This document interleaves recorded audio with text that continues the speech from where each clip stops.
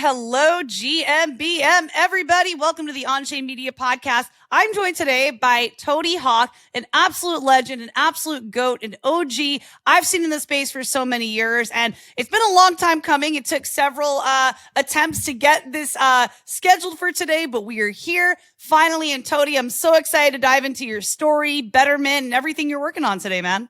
Amazing. Happy to be here. Glad we could get it scheduled, and excited for the conversation.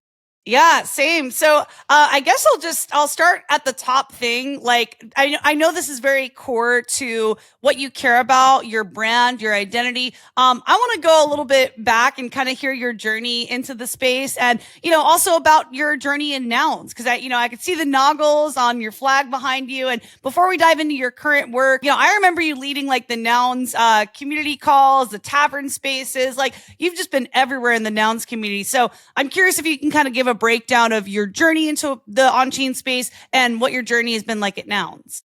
Sure. So I got into the space late 2020, early 2021. So not as long as some, actually. I wouldn't consider myself an OG, but definitely like a 2021 class of 2021 NFT OG for sure. Prior to that, I've basically just been a serial entrepreneur in my life. I had, several companies for over the course of 15 years, mostly doing marketing and go-to-market and these types of things locally where I'm from. So really not like a crypto background at all. My college studies were actually in journalism, funny enough. Like, I never practiced as a journalist, and actually most of the people that I went to school with never practiced as journalists either. Most of the people graduated from that program went into PR or advertising or opened their own businesses and, took their communication skills elsewhere, basically. But it's funny that now some of the stuff that I am doing and that you're doing is kind of like journalistic a little bit. It is. Not it fully, totally is. Yeah, there's a vibe. We're storytelling. We're asking questions, listening to people's stories. So that totally. Everything comes full circle, I guess. And so that's, you sort of draw. I feel like in life you just you sort of pick up skills as you go, like you're in a video game. You just pick up loot boxes and then you just put them all together and you figure out what to build next with the skills that you have and what you've learned. And that's kind of been my story. I feel like a lot of us have like these unconventional paths into the on-chain space. Like, I actually started out, my background's in fine arts, like from, I went to art school. So going from being in art school, working in the credit industry, starting 2 companies, like, it wasn't exactly a character arc that I expected for myself, but I definitely use my creativity in things I do today with, with Onchain Media, with my media company. So, it's never linear, right? So. Yeah, exactly.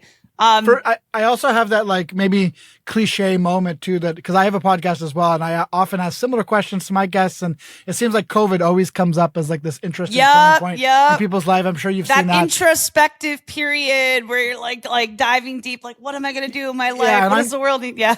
I'm trapped in that same cliche. Like, for me, that was kind of a transitional time for me when a lot of the business that I did have in the meat space was drying up, or it was at least in question about whether it was going to continue to be the contracts were going to continue to be signed, etc. And so I had a lot of time to think, a lot of time to be on the internet, and sort of fell down the rabbit hole of crypto at that time. And funny enough, I think it was a video of Michael Saylor, who was explaining Bitcoin and why he was so bullish on it. And, he's become kind of a meme by now. But at the time I was reading and I was like, oh, this is a very serious businessman. And he's got a real business, and he's putting all of his money and all of his bets behind Bitcoin. I was like, I could do that as well with my companies, and ended up putting some reserve cash flow that I didn't need right then at that time into Bitcoin. And that ended up being a very good decision at that exact moment in time, because Bitcoin ended up going on kind of a pretty crazy run during the COVID period. So that got me hooked, got me thinking, got me interested anyway in learning more about the space. Found out about Ethereum, found out about NFTs. And so I was kind of part of that whole frothy 2021 summer where that 2021 bull run, man. It was a really interesting time to come in around, ETH Denver 2021. It's kind of euphoria in the market at that time. Yeah, and I think that's sort of relevant too into how I came into the Nouns ecosystem too, because I did kind of burn out a little bit on all that hype and froth in the NFT market, and then I ended up, really falling in love with Gremplin's collection Cryptodes. And I minted a Cryptoad, which actually would later become my namesake. I just want to say, I love your toad. And something it reminds me of, I don't know if I'm like the only person, but it kind of reminds me of Squidbillies a little bit. Like, am I the only person that thinks, I don't know. I can see that. Yeah. Are you talking about my noun or my frog noun or my Cryptoad? I guess it's the one, like your Telegram profile picture. I don't know if it's your that's PFP. my noun. That's my noun. frog noun. So before that, though, I had to sort of rewind a little bit. I had a Cryptoad, which is another collection by Gremplin, so one of the artists from Nouns. And my original PFP that I used to use, and maybe I'll bring it back sometime because it's a classic, but it's just a toad with a mohawk. And at one point, Gremplin, the artist, was like on Twitter, he was like, show us your lore, tell us the lore of your toad. And I just like on the spot made up this story. Oh, that one. Yeah, this one. I don't know why. Like when I look at it, it just brings me back to Squidbillies on Adult Swim. Yeah, this brings it full circle because this is Gremplin drawing me on a live stream and like drawing me as my noun frog, but like with like a toadish kind of. Whoa. Aesthetic. So that really marries like the aesthetic of the two PFPs I've used. We should do another live stream where we draw the drawing that was drawn on the live stream, and then we keep it going. We keep it going. Here we go.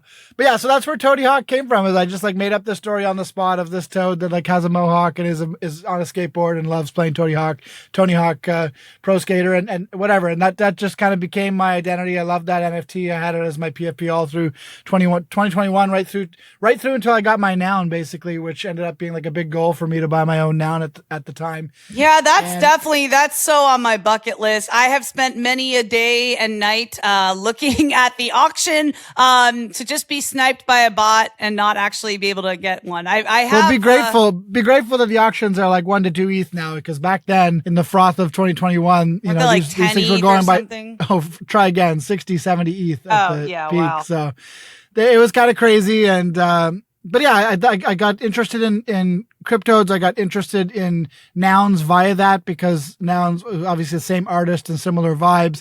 And I just became kind of attracted to this idea in Nouns in particular of like building a brand without top-down influence, like the idea of just like setting IP free and seeing if like a grassroots movement could build a brand that has lasting effects. And I think Nouns has done that. For any of its failings or any of its foibles, like Nouns is still around. Most projects from 2021 are not. People still have the noggles, in their backgrounds on live streams. And the meme is very strong. And so I think that's what like drew me into that ecosystem. And plus just like a lot of really great people. I met some of my best friends in this space that I'm still really good friends with to this day. Shout out to Prof. Shout out to Nounish Professor. I just had her on for amazing. Her and Adrian for a podcast. Yeah, there's some really incredible people. Like the Nouns DAO community people are just very, I don't know, just like kind of a higher caliber, like I'd say more like people who understand the philosophy of our space and are here for the right reasons. Like I feel like the kind of person I encounter a lot in the Nouns ecosystem. Yeah, Nouns is like, I always think of it as like the cartoonish, like bizarro incarnation of Ethereum, in the sense that like all of the first principles of Ethereum are kind of the same ones that the founders of Nouns espoused in terms of, open source, both in the case of the code and the art, CC0 art, open source code, funding public goods. And yeah, just generally like trying to keep things weird a little bit. So a lot of us were attracted to Nouns for that reason. I think like also like the positive sum philosophy too of Nouns was something that attracted me. The open source too. Yeah. And I say this a lot because I did have a career before crypto, and I always hated how, like wall garden pilled everyone is in most industries outside of on-chain. And it's like, it's always, what can we do to protect our state secrets? How can we refuse to cooperate with the competition to freeze them out? And then you come in this space and it's just not always, and some sectors more than others, but at least in Ethereum, I'll say that like I feel like the positive sum collaborative nature of builders is just so much better to work in that sort of sphere where everyone's kind of understanding that we're early and that like we're building Legos together, and that if we all help each other, we can get to a higher place together instead of having to like cut each other off at the knees all the time and be super competitive that way. 100%. And I feel like I try to encourage people wherever I go in the space. Like the PvP mindset, I feel like isn't good for our space. I feel like we all go further together when we support one another. So I try to do that through, storytelling, through making content. And I feel like you really do that as well. So I'm curious, like what inspired you to start doing your podcast, to start doing content? Like you are all over the timeline doing streams, your podcast, like what made you go down that path? Well, I don't want to bore everybody with my story too much, but I guess that's why I'm here. So if you're tuned into this podcast, you signed up for it. But I guess I can sort of start by saying my first like job, I guess, in this space was as a community manager for a Nounish project called Noun Punks. And the story there was kind of funny because like I saw the art. I thought it was really cool. It was like an interesting custom blend of like punks and nouns together. I thought it would really do well. But I saw this Twitter, and the Twitter, and it was Twitter at the time, it wasn't X. But they had like 50 followers, okay, and he put out a post saying launching tomorrow, 10,000 noun punks. And I DM'd this guy out of the blue, and I was like, bro, like these are really cool. Like I love the art, but you can't launch a 10K PFP collection tomorrow with 50 followers. Like what, is every follower going to buy 200 of these? Like it's just not going to happen. Yeah. And he's like, oh, I've just been working on these like a baby for 4 months. I just need to get them out of my system. Like very like understandable artist sentiment. And he's like, I just need to get them out. And so he launched them. But unfortunately, like, as marketing doesn't do itself. And so they kind of flopped because nobody knew about them. And so a week later, he slid back in my DMs and he was like, can you help me? Like, I can't pay you, but if these do well and they mint out, I'll pay you then. And we'll figure it out. And so I did. I just took it as a learning opportunity. I was like, let's see if I can help this collection mint out. And, we did some work on the timeline on the socials. And like 2 weeks later, we ended up minting out the collection. And like all 10,000, it was kind of like, if you remember at the time, like if you minted out a 10K PFP, it was pretty crazy, the vibes and like the instant community formation. Yeah. And so then he gave me a grant from the amounts that the mint brought in. It was like, hey, work with us for a while. And I ended up working with that project for, 4 or 5 months as their community lead. And he was like, at the time, he's like, every project has to do Twitter Spaces. Like that's a rule. You remember in 2021, if you didn't do Twitter Spaces, it was super bearish.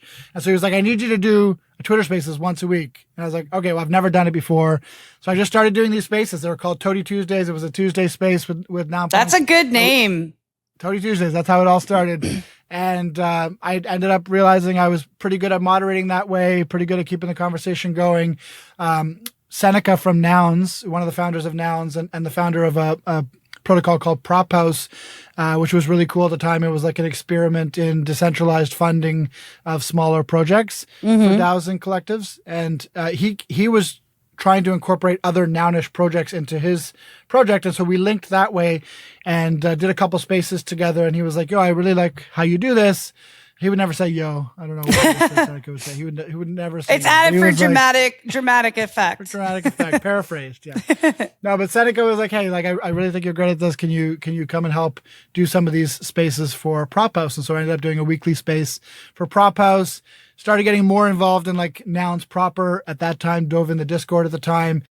Met a lot of people, met a lot of friends. And then at one point, me and one of my friends in the eco saw this tweet that the granddaddy founder of Nouns, Punk4156, had tweeted and said that he'd like to see Noun o'clock, the daily time when the 24-hour auction of Nouns rolls over. He'd like to see that time become a moment for the internet, I think is how he put it.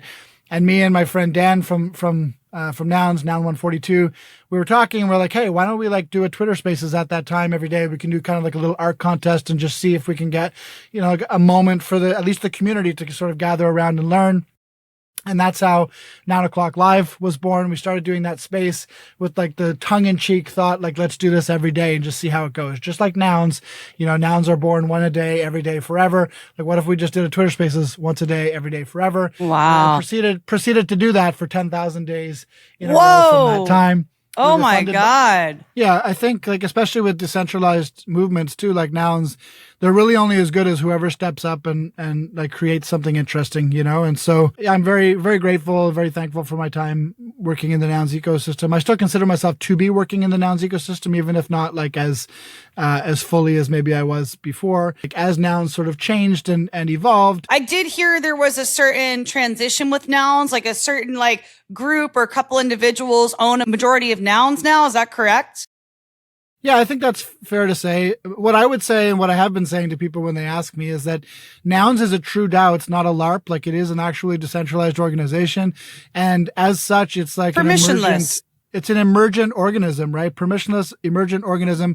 And there's always going to be and always have been seasons of Nouns where like the people who have the most energy to contribute and own the most Nouns at that time will help to shape the narratives and the direction the culture, of the DAO. Yeah. I think there's like big N Nouns and small N Nouns, just like there's like big C conservative and small C conservative. And I've been calling myself a small N Nounish person because I will always feel connected to that community and connected to the original principles that brought us together. I'm super like, public domain, open source pilled. My media collective, Zero Rights Media, which is basically kind of got spun out from the Noun Square at the start of this year, is all about like embodying those principles of like setting content free.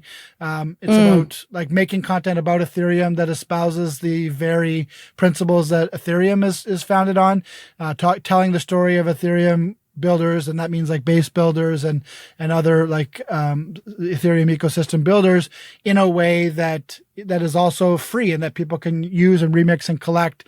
So I still feel like, you know, very Nounish. I've got Nouns in my back. I know, I see. Our logo, which Man, I'm not it's wearing just, anywhere it's on a me, symbol that's so ingrained and woven into the fabric of our industry. It's like, you can't be in the on-chain space without seeing Nouns at some capacity, right? Like, it's just, I have noggles at arm's reach, you know. Like, I just think Nouns has made a lot of positive impact, and yeah, I mean, this is all one big social experiment, right? So, exactly. like, it's kind of, there's also an exciting element to that, like watching it play out, and you know, it can go in any way. So, I mean, Nouns is still here, and like that is more than most projects from 2021 can say.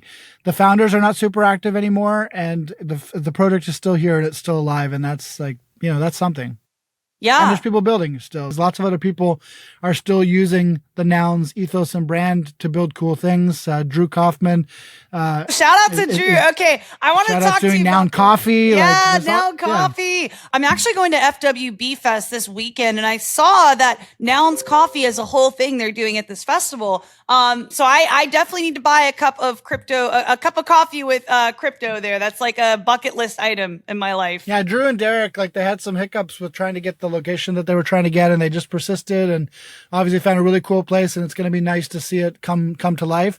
Like, to me, that was always Nouns, like taking a big crazy bet on people that you believe in and letting them just like do something interesting that maybe they wouldn't be able to do otherwise. To me, 100%. That was very Nounish. So, okay, just to kind of move on to like your arc now, you know, you came up in the 2021 NFT cycle. You've been building in Nouns. Now let's talk about Bettrmint, because like you're extremely active in the base community. I see Bettrmint.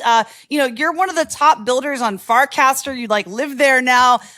So tell us about like what a day in the life is like for Toady and what you're currently working on. Farcaster 2 is a good thing to sort of bring back to my time in Nouns, because actually Nouns is the reason why I was super early to Farcaster, because at one point in time, the founders made a very controversial decision in the Nouns community to close the Discord. So there was an official Nouns Discord.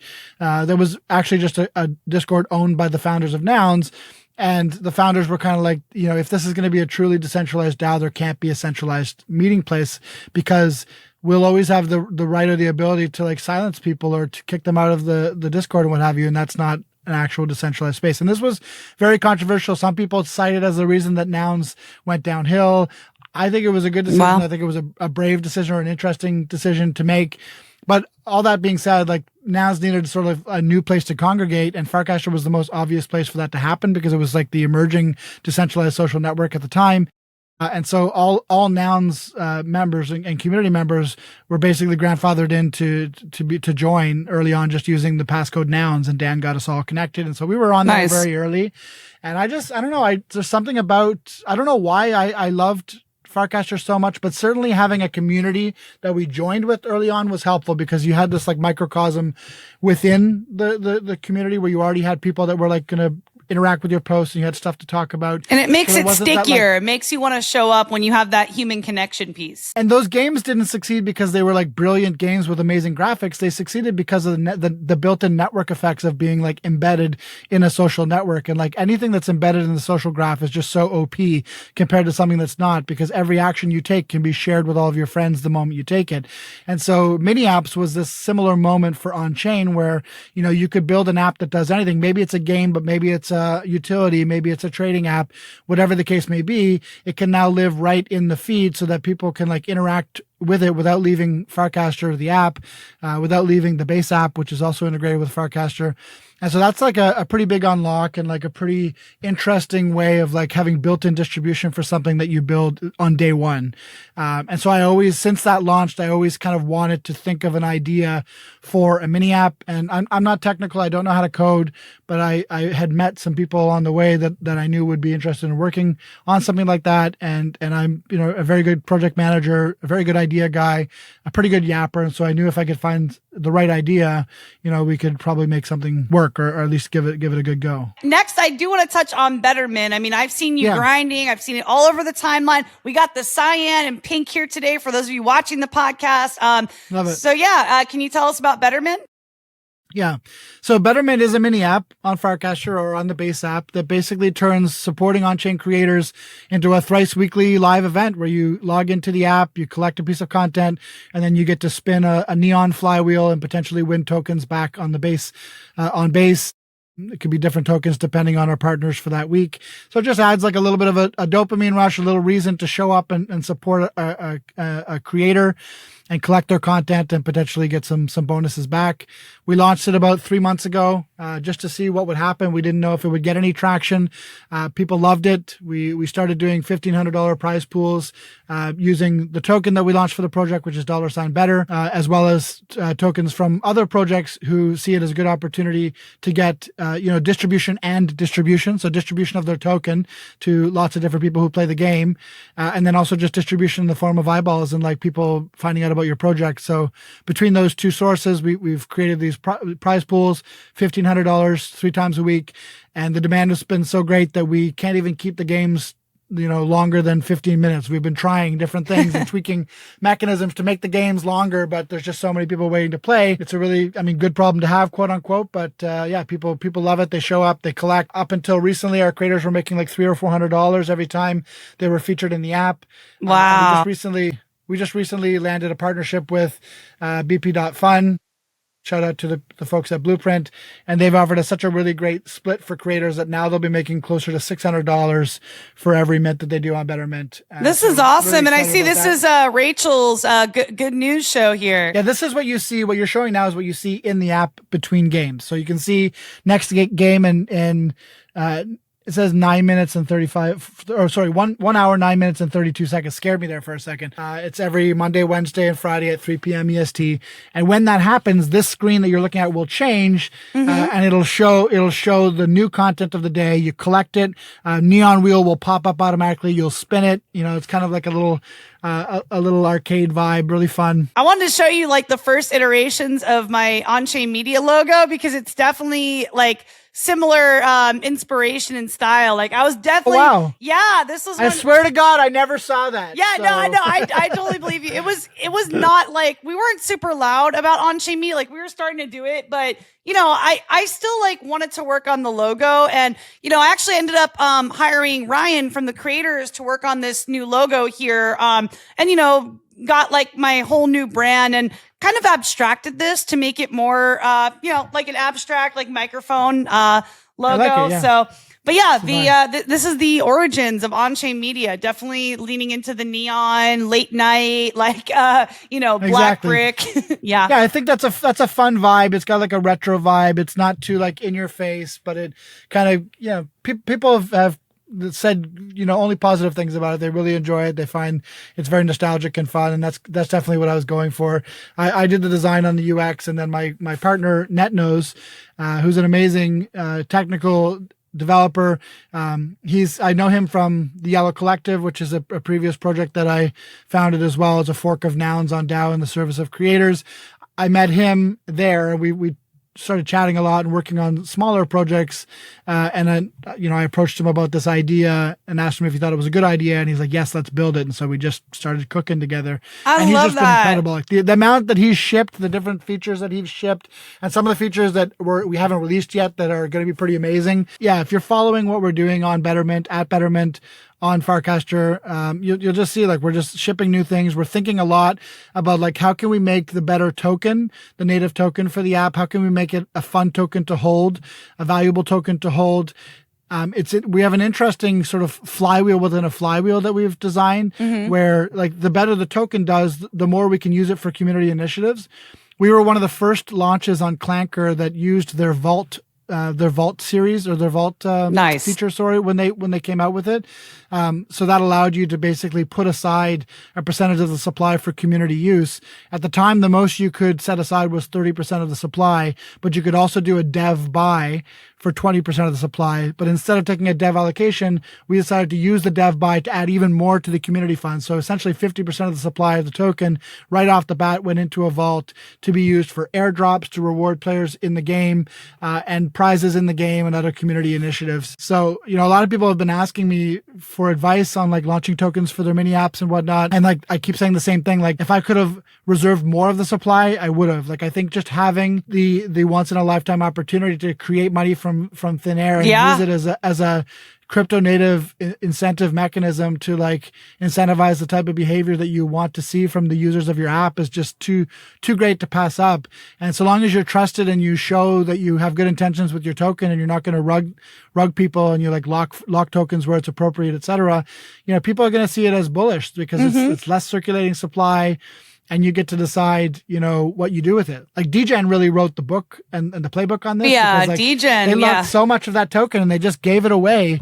And like, if you were to tell someone that you could make a healthy token by just like locking it up and then giving it away to people, they would have said you were crazy. But, now we're starting to realize that like distribution via distribution is actually quite powerful. Like being able to let people learn about your project via a token by tipping it right in the feed, using Noise or using Tippin, and using games like Warp Slot and Bettermint and some of these other games to like find new audiences for both your app and like what your story, and then also audiences or holders for your token. These are just novel like things that are only possible in the on-chain space. And so like we need to experiment with them and see what works and what doesn't. 100%. Well, you are definitely doing it with Bettermint. And I'm very excited to see how this plays out and to have our podcast featured on Bettermint. I'm super excited about that.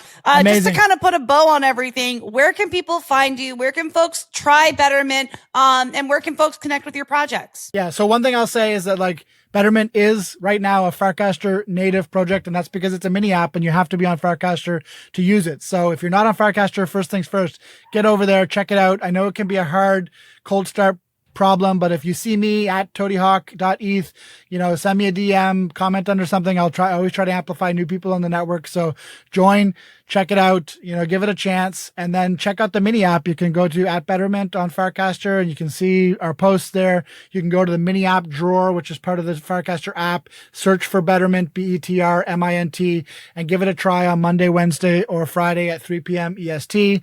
And just see how you like it. And then the last show I'll allow myself here is just to say that we are doing a pretty fun artist series right now called Neon Chain Summer. It's the vibe is basically Good like name. Base on Chain Summer. Thank you. Base on Chain Summer, but make it neon. We've got 16 artists basically lined up over the next 2 months to do really cool custom art drops with a neon aesthetic in their own style and medium. We're going to drop them on the app. We're going to be giving out tokens during those games from amazing sponsors like Base, Tippin, Noise, lots of really great projects that you'll recognize from around the Farcaster ecosystem. The Creator, I know you know Ryan from the Creators, and also Cretor DAO, which just launched. I love Creator. I love what they're doing, what Nathan and Kong are doing. Yeah, so and Degen as well. So lots of these awesome projects came together to sponsor prize pools so that we're able to get money in the hands of these creators for their creativity. Super excited about that. Please come follow along, and let's see if it's possible to build sustainable ways for artists and creators to get paid for their creativity on chain. I just want to thank you for taking the time today, man. Definitely follow Toady. Try Bettrmint. Get on Farcaster if you're not on Farcaster. And yeah, thank you everyone for tuning in, and we'll see you on the next episode.